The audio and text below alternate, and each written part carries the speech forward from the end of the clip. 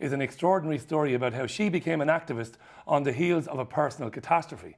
Her journey resulted in a book, a thinly veiled account of how her mother was killed and where that led her, ultimately to how she says humanity is being profoundly altered in ways that we have not consented to. Cara St. Louis, welcome to the show. Hi, Richie. Hi. Great to have you in. This is horrifying stuff, this. Yeah, it is. And we're used to it. That's the most horrifying thing. I back-checked every one of these, and there are dozens of them, or dozens in January 2014 alone, and every one of them, believe it or not, was actually given a mention by the mainstream media, was nothing further. Right.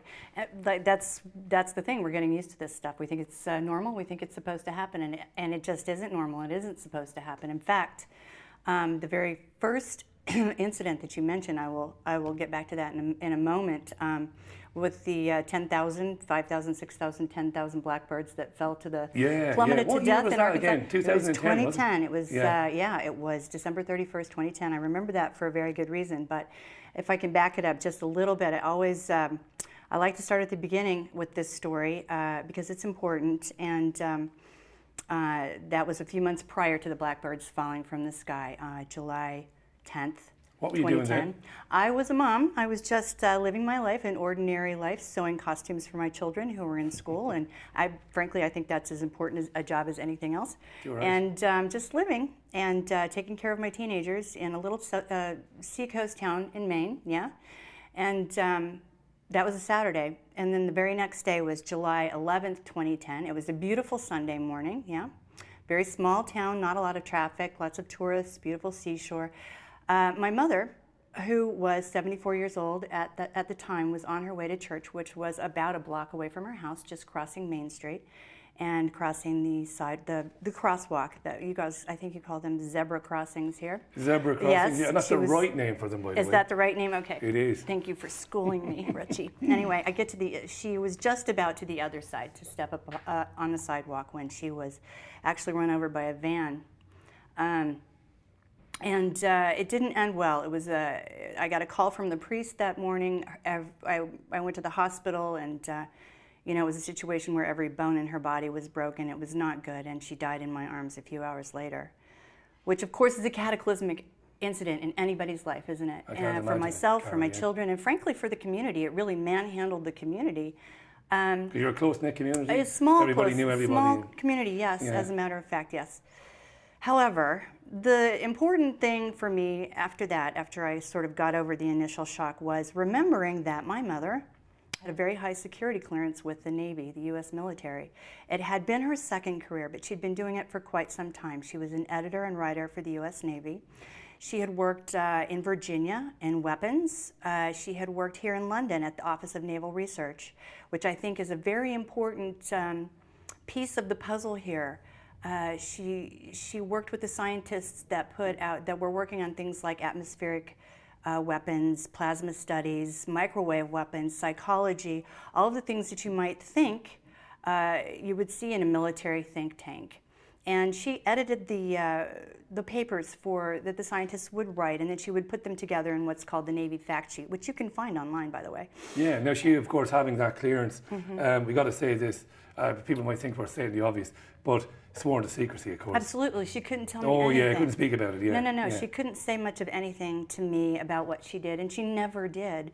But when she was in London, one of the things that she did say here in 1991, I remember very specifically, she said to me one time, the things I'm seeing scare the holy hell out of me. Forgive me for saying that, but that's a quote.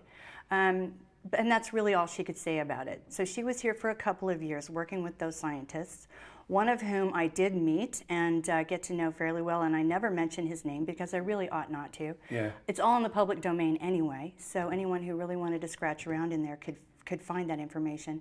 But he was a specialist in atmospheric physics and plasma studies, and so you go through life and you have these things that you sort of park in your consciousness because they won't leave you alone, Yeah. And as I went through that fall, I could not get any information about my mother's death, even out of the local police department or the district attorney's office. Yeah, because he wanted to know who hit her. Exactly. Is there any follow-up on that? Are Right, you investigating it? Where are they? You know, right. were there witnesses? What's going on? Yeah. And I knew there were witnesses, and I knew the sort of the name of the fellow who had hit her, but that's it. I didn't even know when the fellow was before the grand jury. I was just sort of completely out of the loop. So they did arrest somebody. They did arrest somebody, and you know, I'll tell you about that too soon. But they did arrest somebody, yes, as a matter of fact. But I couldn't get any information out of the local police. In fact, my attorney had to send them a letter reminding them that there was such a thing as a Freedom of Information Act, and I was the sole survivor. But Richie, think about it. If she's a 74-year-old little old lady going across the street who dies in a terrible traffic accident, what's so secret about that? Yeah. That we can't know the details. And as we went through that fall, I will tell you that one day I did get in the mail a hand-addressed envelope with no return address on it, and someone had slipped inside a police report. It was a minor police report, but it was something. So I could see that someone was trying to get me some information, but was somehow unable to take credit for it was not an official envelope by any stretch of the imagination, okay? So as I went through the fall, we got to the incident, a couple of incidents really, and a lot of activists talk about these two things together, which I find amazing because they do go together. It's like a pair of aces we got dealt so we could deal with this. On December 31st of 2010, there was a fellow in the United States who was killed, who was called Jack Wheeler, John Wheeler III. I remember it. He was largely responsible for putting together the Vietnam War Memorial. He had been an advisor to 3 presidents. I mean, this was not an unknown fellow. And in retirement, he was working with Department of Defense contractors who were trying to get work with the U.S. government. So he was a busy guy and from all accounts, very hale and hearty and healthy. And they found him in a dumpster on December 31st. Yeah. And as to the best of my knowledge, that really hasn't been investigated even to this day. No, it hasn't been, no, they just let that go. The very next day, January 1st, 2011, is the incident that you've already mentioned. Thousands of blackbirds fell from the sky dead all at the same time. Well, that got everybody's attention, didn't it? Because that just doesn't happen. No. We know that just doesn't happen. No, it wasn't just the birds. There were also, in a nearby lake, there were thousands and thousands of fish turning up dead, washing up on shore and stuff like that at the same time. Yeah. Right, and that caught everybody's attention. And those two things go together. They certainly went together in my mind because I was already thinking about atmospheric physics, atmospheric weapons, things like that. And this feeling that I don't know why my mother was run over and killed in the street. That's just too random. I can't let go of that. So anyway, that really pushed me into starting to write the book. And frankly, I had known all along I was going to have to write about it because that's what I do. I'm a writer. And I thought, well, this is going to have to be written up. But now I've got these incidents. Someone's dead. Someone else is dead. And all of these animals are falling from the sky for no reason. The most preposterous reasons they gave us. Do you remember firecrackers, I think, is what they told us to begin with? Oh, there was a load of them, yeah. But I told you, I rang Arkansas Fish and Game, and there a guy called Stevens spoke to me on air, and he said, he was very honest. He said, we haven't a clue, really. Right. And I mentioned these possibilities, firecrackers and stuff, and he was like, nah, don't think it's that. He said, we don't know what it is, and that was extraordinary. Right. I think we've actually... I mean, there's a theory that's been floated, I think, that we can talk about as to why that may have happened. But Shall we have a quick recap? Sure. So your mum, who's had a very, very serious naval clearance, she writes for the Navy. She works around. She's been working in Britain. She worked in the US. She's working around guys who are developing new and exotic weapons. She's run over in the street. It's not investigated properly. You can't get any information out of the police. And around about this time, these strange things start happening. Birds start falling out of the sky. Wheeler turns up dead in a dumpster. And of course, the following day we have all of this. Yeah. And you're starting to wonder, there might be a connection here. Yes, absolutely. And that's when I sort of opened the laptop and started to type things in. And that included writing down what I already knew about that had happened so far and doing some investigating. And all you really have to do, Richie, is type in atmospheric weapons. And it's like Pandora's box springs open and all kinds of the most ugly things come flying out at you. You were open-minded now, Cara. I am. Well, no, you were at the time. I'm not saying you're not now. Sure. But at the time you went into that thinking, I don't know what I'm going to find. I'm just going to have a look, basically. Yeah, honestly, Richie, I have to tell you, you know what I wanted to find? I wanted to find that my mother had randomly been run over in the street. Of course I did, right? But that's not what I found. I found, incident after incident after incident that let me know that maybe, I'm writing about my mom, but maybe what I'm writing about is something else altogether.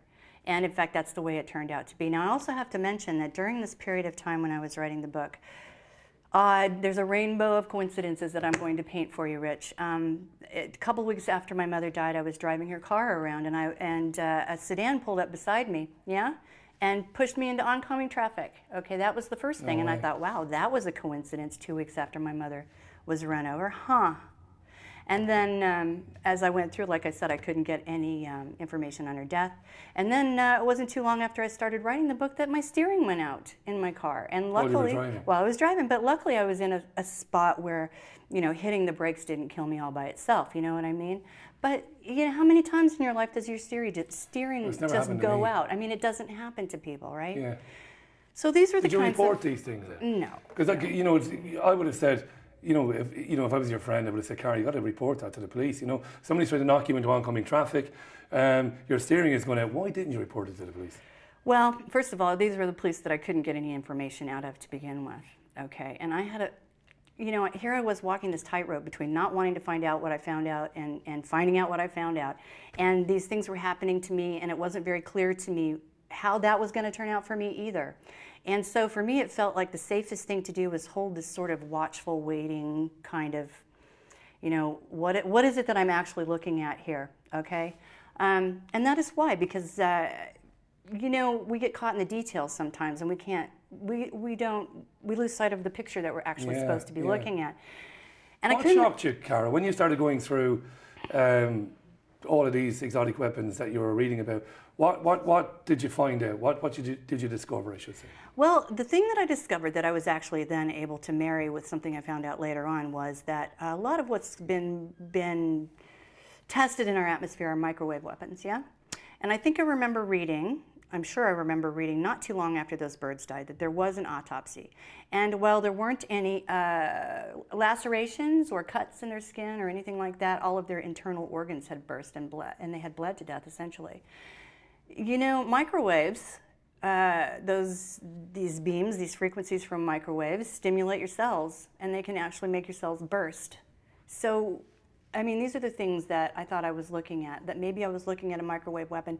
And frankly, at that point, I was able to say, okay, here's my mom, who actually was in a state of maybe not even being able to remember her own social security number at that point in her life, although she was pretty healthy for her age.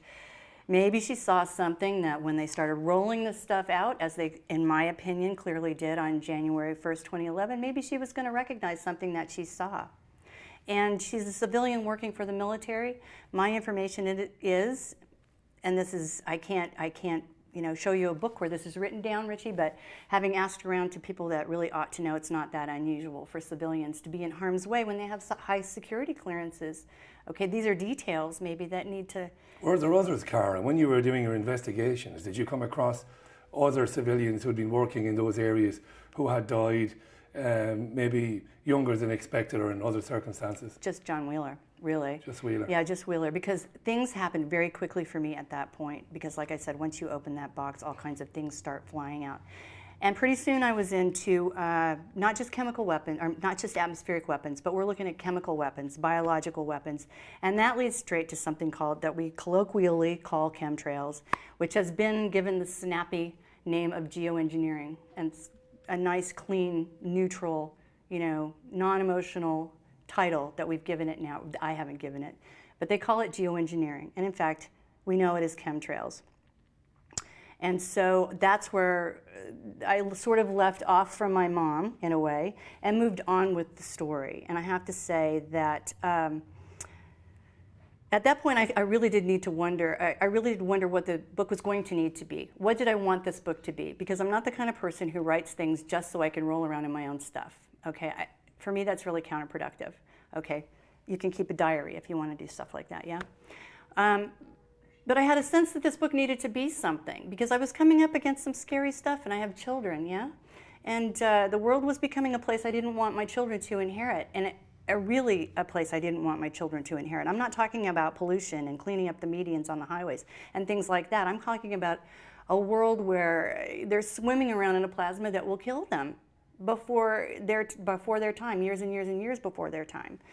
Okay, so what did I want this book to be? Because I knew I was writing it. Well, what I ended up with, since I don't do hand-wringing when it comes to storytelling, is I was able to not only tell my story and my mother's story, which I think is really important, because it's the story of an average person who can tolerate this information and do something with it as we go forward. And that's really important. Because I think, Richie, about 10% of the population can encounter this story or any other story like this in data form. And thank God the data is there, because people have given decades of their life to accumulate that data. But mostly that's really going to get outside people's comfort zone in a way that they can't tolerate. And well, I was just going to get to that, because, of course, I'm not stupid. I can look up and I see stuff that I don't understand. And in the past, I've spoken to pilots on air, and I'll bring some of those pilots on the shows here, who say that, you know, what you're seeing isn't a contrail, it's something entirely different. However, you and I both know that many people would say to you, because you've written the book, so we talk about you, you would say, come on, you know, why would somebody be doing that, you know? Right. How could they be doing it without people knowing about it and stuff like that? So you got to help me answer that question, because I get it all the time from friends of mine. How do you answer that question? How could they be doing that? How could they be covertly? Doing it? Covertly, okay. Actually, it's really easy to answer that question. And that is because we live in a world that has been severely compartmentalized from the top to the bottom. Okay, we really do live in a world where one person in one room could be building something that looks like a mushroom at a company, let's say, any company. And then in the next room, somebody's building something that looks like a vacuum cleaner. And they don't know that when they put those two things together, they've got a deadly weapon.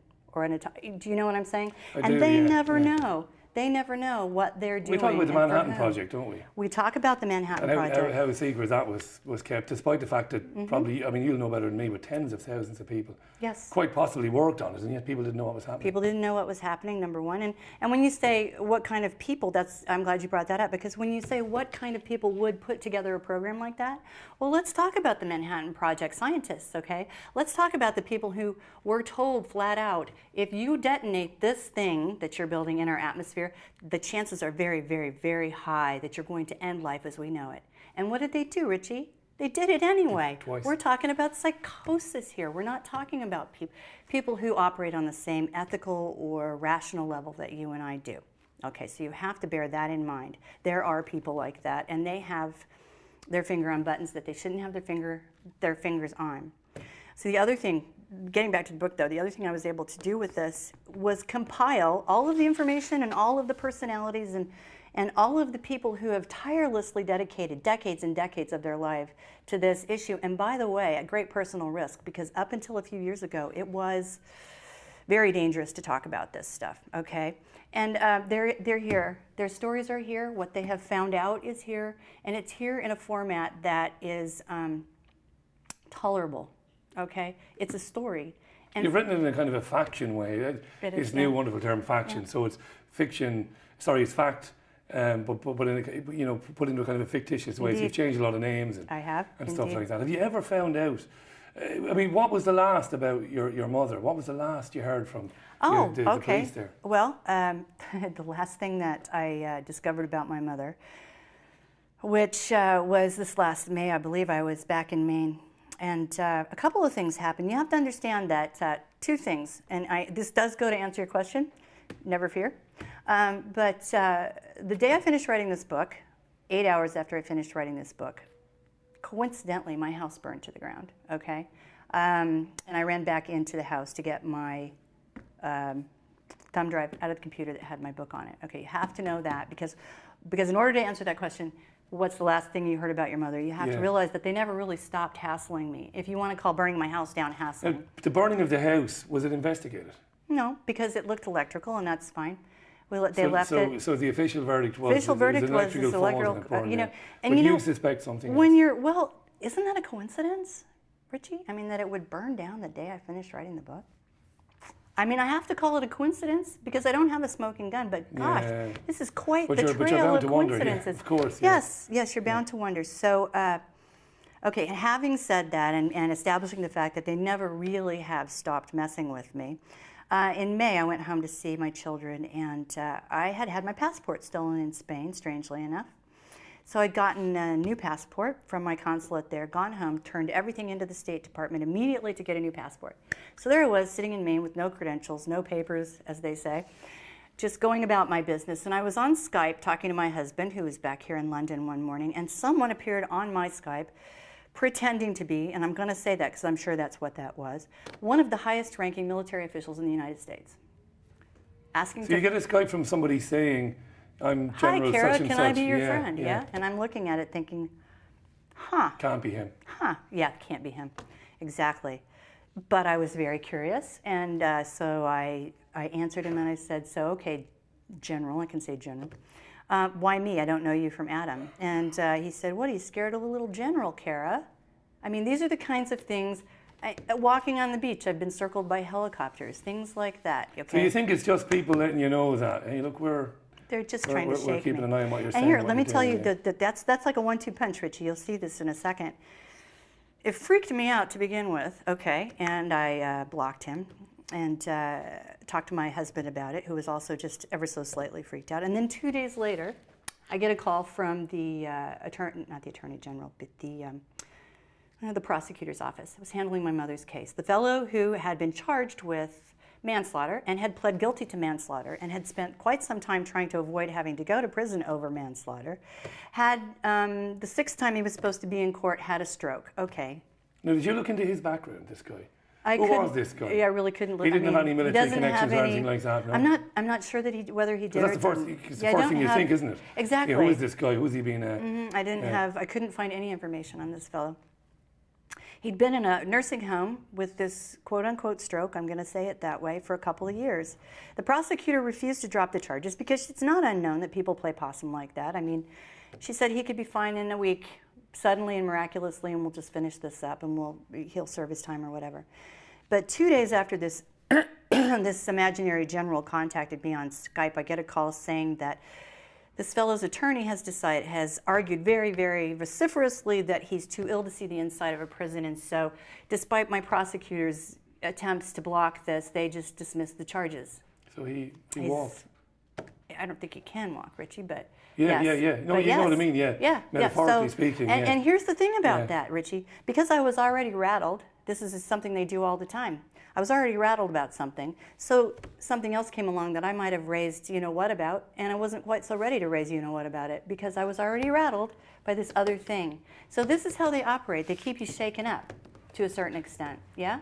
So that you don't, and this is part and parcel of how they operate. So this is the last thing that I heard about my mother is that, yes, that the man who ran her down had the charges dropped because he's too ill to see the inside of a prison, which doesn't make a whole lot of sense because, I mean, the only thing that really does make sense is like, okay, time served in a nursing home, then done. But anyway, so that's... What's extraordinary is you had no interest really before any of this in exotic weapons, weather modification, geoengineering, any of that sort of stuff at all. It was through all of this that you started getting into it, and you remain convinced that there are. I'll be talking to David about the papers in a couple of minutes' time, and David often makes the point that why would you have international agreements not to modify the weather unless you could do it? That's right. And I don't really have any answer for that. You know, I think, well, I suppose, you wouldn't. Right. You wouldn't do that. Well, what you'll find, is there are treaty after treaty after treaty that forbids us from doing anything like this. And in fact, all you really have to do is go back to the Nuremberg Treaty. Yeah, that should cover the whole thing. Consent of each individual to be tested with chemicals, okay? And you will note, because I've noted, this is important, our President Obama, when he was speaking in relation to Syria, expressly said it is not okay to use chemicals of any kind on your own people or anybody else's people, even in a time of war. And I had to say at the time, I absolutely agree with you. And yet, we're all being doused in chemicals, all right? I'm not sure... There's some overwhelming evidence, isn't there, in Hawaii, levels of certain metals like, what are they called again? All right, they are called strontium, barium, aluminum. These are micron-sized, sub-micron-sized particles, putting them in the nanoparticle range, which means they can get into our lungs far more easily than, say, asbestos. One of the things they're dropping on us is barium. But wouldn't they be doing it to themselves? They are. I always ask this question. They are indeed, okay? And the only thing I can say about things like that are, well, there are a couple things I can say about that. First of all, we're dealing with psychosis, number one. We're dealing with a population that has been socially engineered. That is really important, and that is something that's in here as well. How does the people let themselves get to this point, okay, when they're really sort of almost being herded into an abattoir in a way, yeah? The 20s, take a snapshot of the 20th century, and what you have is a snapshot of social engineering, yeah? Started, well, we can pull up the name of Edward Bernays, nephew of Sigmund Freud, the Tavistock Institute. All of that led to Madison Avenue. The 20th century was a giant experiment in trying to figure out how to get the human to move in the direction that you want him or her to move. And they did a really good job with that. And one of the things that I was able to deal with in this book is to examine how my mother got to be somebody who would, as an intelligent, normal, compassionate person, be in a position like that. What about the pilots? What about the people who are actually dropping this stuff on us? Okay, well, I have a pilot in here. I have several. We examine the psychology of that. And what are the reasons that they might do that? If they're convinced that they're saving the world, okay, then maybe it's worth it to them to poison themselves to save the world. And this is the psychology that, especially since World War II in the United States, you have a population that's been convinced that the only thing at that point, whether it's ridiculous or not, we were convinced that we were standing between the end of the world. You know, the only thing that was standing between the end of the world was the American military, yeah? I mean, the newsreels. My mom was 9 years old going to watch the newsreels. You know, these people come from broken homes. They're looking for, and this is really important to talk about, they are looking for people to parent them in a way. And the military does a really good job of providing that kind of authoritarian impulse to people who have lost they fill the vacuum. They fill the vacuum, Yeah. and they've done a really good job of taking away the things that hold us as humans in that way, and the family, getting the moms out of the home. And the other place where we get that in the United States, and boy do we get that in spades, is in the schools, okay? Those schools, especially in my country, where we have a very short history, Richie. It's 200 years old, plus or minus, yeah? Plus or minus, it's plus. It's plus, It's yeah. plus, It's I know plus, that. But I go through, in a public school, you would call it a state school here, you go from first grade to the end, 12th grade, hearing the same 200 years, in their version, by the way, over and over and over and over. And you know what? That's not education, that's brainwashing. Okay, and so because the schools are taking more and more and more power away from the parents, all right, it's a principle called... You've seen it in this country this week, only yesterday we got into it. Yeah. It's called in loco parentis. That is the principle that's being enacted there. So all of these almost anonymous, faceless organizations, power structures are parenting people. And that's how you get citizens, human beings who might be willing to do this to each other, yeah? Because the social engineering aspect of the 20th century is every bit as important as the geoengineering aspect of the 20th century. And those two things together are what's causing situations like this. We've got to leave it there, I'm afraid. We're just about out of time. I'm going to give a plug to the book. This is the book, it's The Sun's Thief. This is the German version. The German version, enough, you've only got the German version with you. Cara St. News, it was a pleasure. Thanks for coming on the show. Richie, thanks. Really enjoyed it. We will take a very quick break now, and when we come back, David Icke will join me to talk about the main headlines today. You're with The People's Voice. Don't go anywhere. Back in a minute.